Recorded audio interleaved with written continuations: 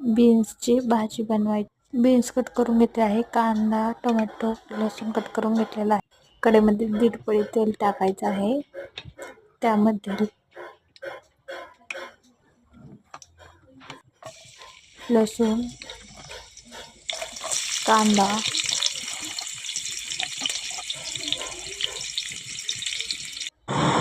हे सर्व मसाले, मोहरी, हळदी, लाल तिखट, कच्चा मसाल्याची पावडर, टोमॅटो हे सर्व मिक्स करून घ्यायचं आहे।